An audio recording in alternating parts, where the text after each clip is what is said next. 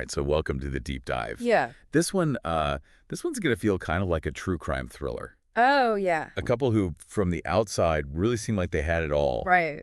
And then a tragic stroke just turns everything upside down. Yeah. Well, and it, at first, Yeah. you think, oh, this is a straightforward case of suicide, but the deeper you dig, the more questions you uncover. Yeah. Well, and I mean, even right from the beginning. Yes. Before, well, I guess I should back up and say we're diving into the lives of Ron and Kim Williams. Yes. But even like I was saying, right from the beginning, you have this email.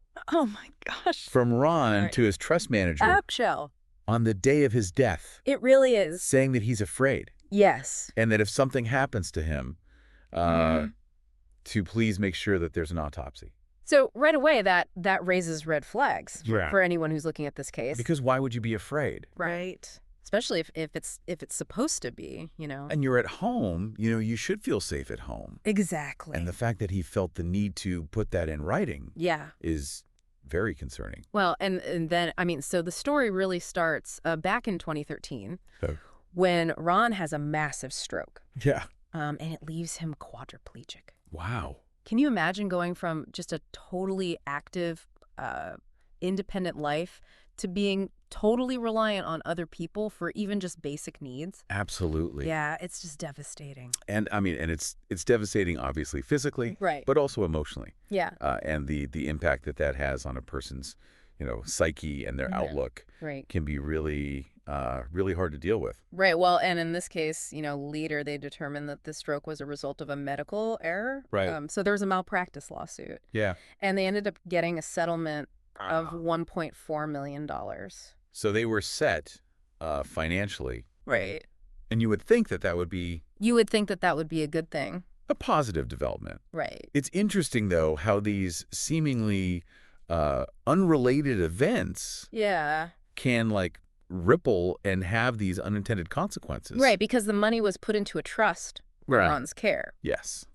But as we'll see, this might have inadvertently actually set the stage for something a lot worse. Right.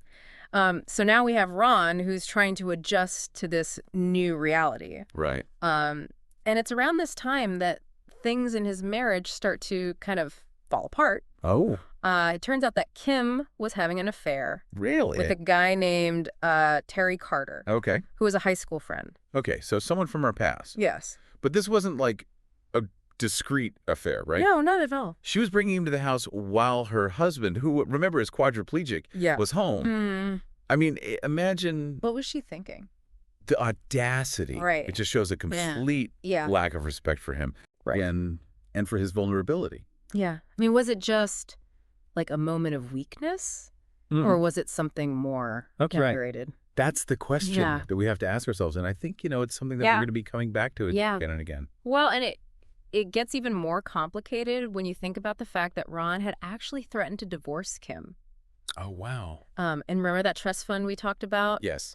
The terms specifically stated that if Ron died, she would inherit everything. Okay. But if they got divorced, she wouldn't get anything. Oh. So right there, you have a motive. Yeah, a possible motive. Yeah. Yeah, if she wasn't happy and she knew that she stood to gain financially from his death. Exactly. Things start to look a little bit different, don't they? Yeah, yeah. A little bit suspicious. Well, and to add to all this, Ron was very meticulous in documenting everything. So he was a record keeper. Yes. He kept track of things. Yes, and on the day of his death, he sent an email to his trust manager expressing fear for his safety. Oh, wow. And asking that if something should happen, to please make sure there's an autopsy. Wow, so he knew that something was wrong? Yeah. He suspected something. And remember, Kim was very opposed to the autopsy. Well, and that's suspicious, right? Because if you have nothing to hide, why would you not want an autopsy? Right. It's natural to want answers when someone dies suddenly. Yeah. So her opposition to it really raises a lot of questions. Well, and the autopsy itself ends up revealing something huge. Okay. The gunshot wound, it couldn't have been self-inflicted. What? The coroner said it had to have been fired from a distance. Okay, so that right there changes the whole narrative. Right. It shifts it away from a suicide and more towards the possibility of a homicide. And then, I mean, the thing that really puts Kim under suspicion is that they found gunshot residue on her hand and her clothes.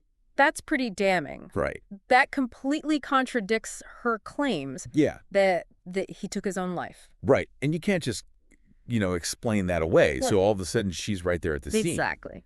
But it gets even more complicated when you consider what Ron's therapist said. Oh. They both expressed a lot of doubts. Okay. About his ability to even physically pull the trigger. Because of the stroke. Because of the stroke. So he was severely weakened. He didn't have the strength. His occupational therapist actually even said that he didn't have the grip strength to fire a gun. So that raises the question, if he couldn't have shot himself, who did? Exactly. Yeah. And here's another piece of the puzzle. Okay. Both therapists noticed that Ron was really drowsy. Okay. And disoriented in the days before his death. So it's possible that his medication was being tampered with? Yeah, maybe to sedate him. Right. And make him more vulnerable. Wow, the pieces are starting to fall into place here. Right. So you have the affair, the possible motive for money. Right. And now evidence that suggests that she may have incapacitated him. Yeah. The case against Kim is looking pretty strong. It really is. But as we'll see, the jury's verdict is going to throw another curveball into this already twisted story. I can't wait to hear about this. I mean, with all that evidence, it seems like it should be an open and shut case. Right. You would think. But the jury's verdict was a total shock. Oh, yeah. It really was surprising. So what happened? Well, the jury found Kim not guilty of the most serious charges. Not guilty. First-degree murder and third-degree murder. After everything we just talked about, how is that possible? I know. It's hard to understand, but it seems like they weren't totally convinced that she intentionally killed Ron. But they still found her guilty of something, right? Yes. They did find her guilty of involuntary manslaughter. Okay, so help me understand this. What's the difference? Well, basically, the jury believed that while Kim might not have directly, pulled the trigger herself, she created the conditions that led to Ron's death. So by giving him access to a gun. Right, exactly. When he was so vulnerable. And potentially, even more vulnerable because of the possible medication tampering. Right. That was criminal negligence in their eyes. So they're saying she's responsible, but not directly responsible. Yeah, it's a subtle legal difference, but essentially it means that her actions or inactions, I guess you could say, created an environment where Ron's death was a foreseeable outcome.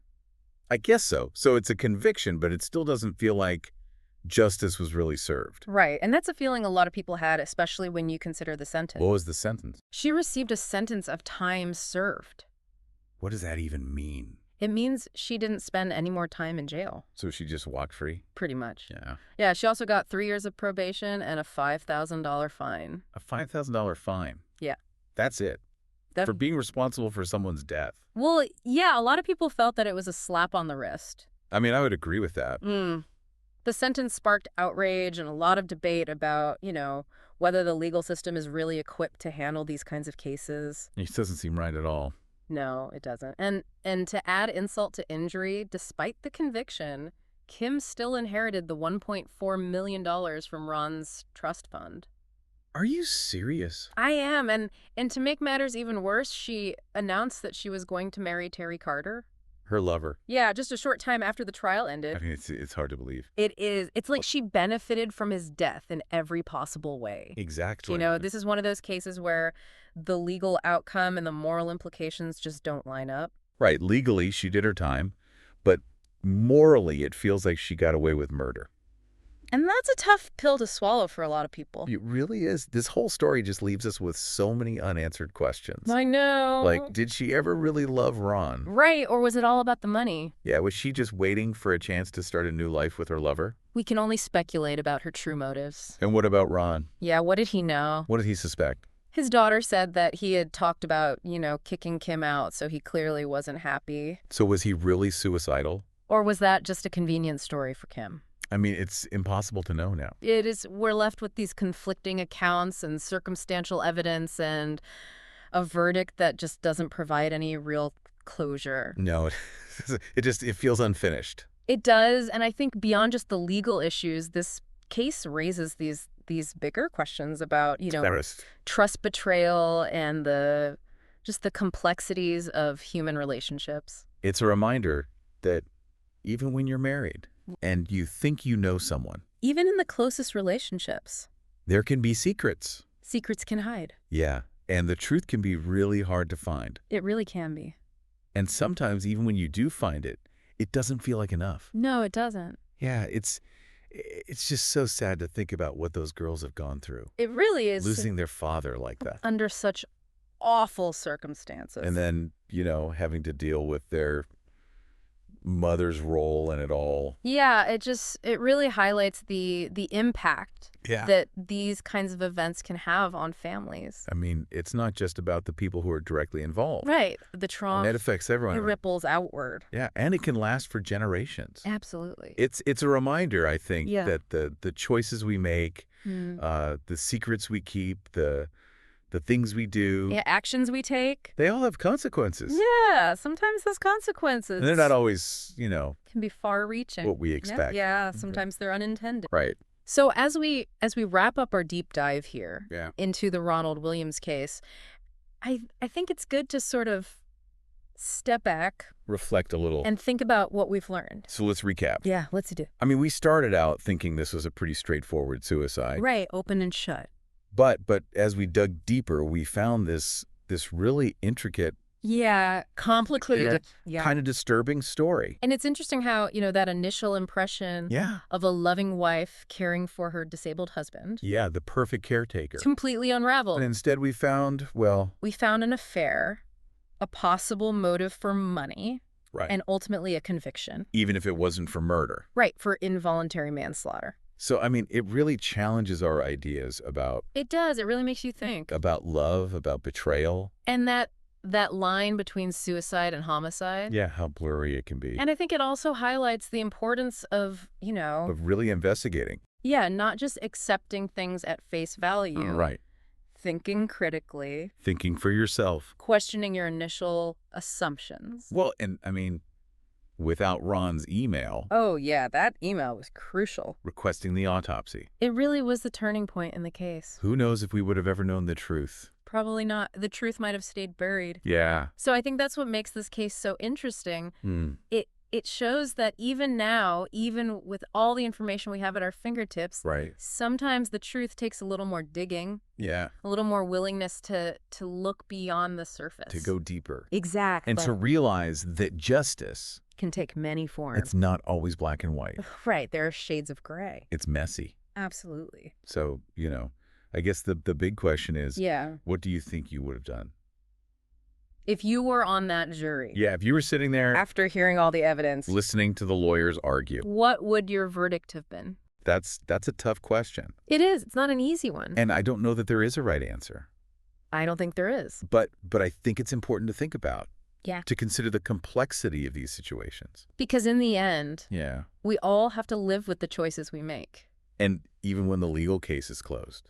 The impact of these events. Emotional impact. Continues. It ripples outward. And it reminds us that truth and justice are often elusive. And that life is precious. It really is. And fragile. Thanks for joining us for this deep dive. We'll see you next time.